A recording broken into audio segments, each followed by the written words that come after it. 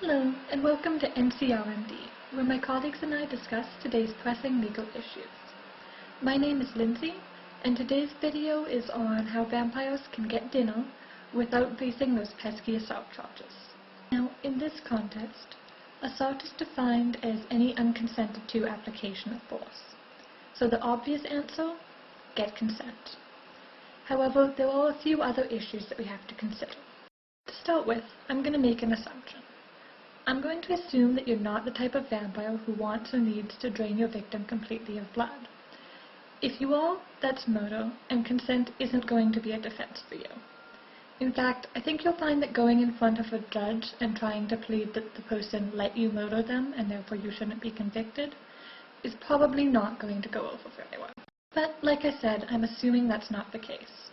I'm assuming that you're just going to take some of the person's blood and leave them relatively unharmed.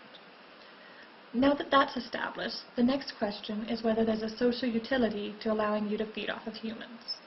And I think there's a pretty good argument to be made that there is.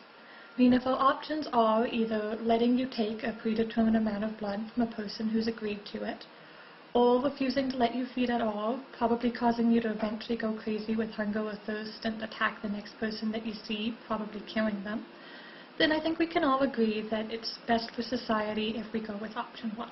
So, provided the court agrees with this assessment of social utility, then consent is a valid legal defense here. However, next we need to consider what you need to do to go about getting this consent in a way that the court will accept.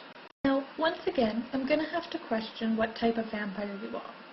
If you're the type of vamp from traditional horror movies who usually sneaks up on your victim or uses brute force in order to take their blood, then first, I want to congratulate you on watching this video and beginning to consider that consent is probably a good idea.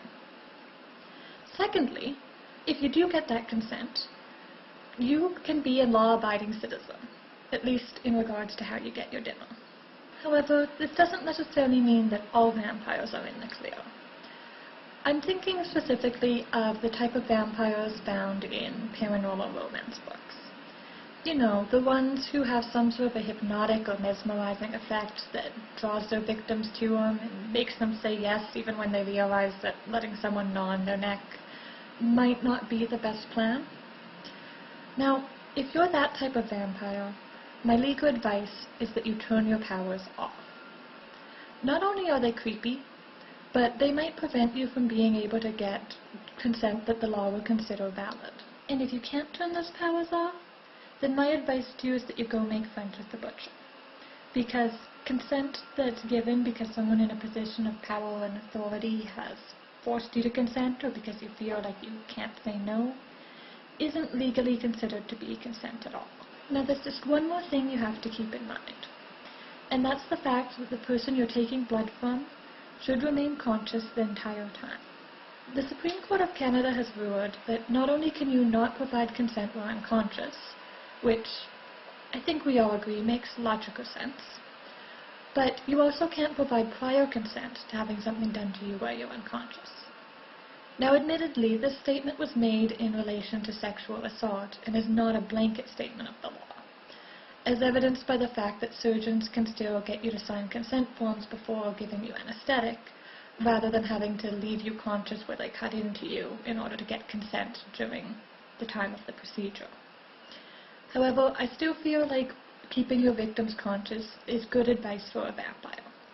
If the Supreme Court of Canada is willing to view it as sexual assault when a man kisses his sleeping wife on the forehead before leaving for work in the morning, do you really think they're going to look kindly on a vampire who leaves his teeth sunk into the neck of someone and continues to take her blood after she's fainted, probably from blood loss? Probably for the best to just make sure they remain conscious the entire time. So, to recap, no murder, no mind powers, keep them conscious. Follow these simple rules and you'll make life a lot easier for your lawyers. Now that's the end of today's segment, but please make sure to tune in next week when my colleagues Lisa and Michelle will be discussing yet another pressing legal issue. Thank you for watching NCRMD.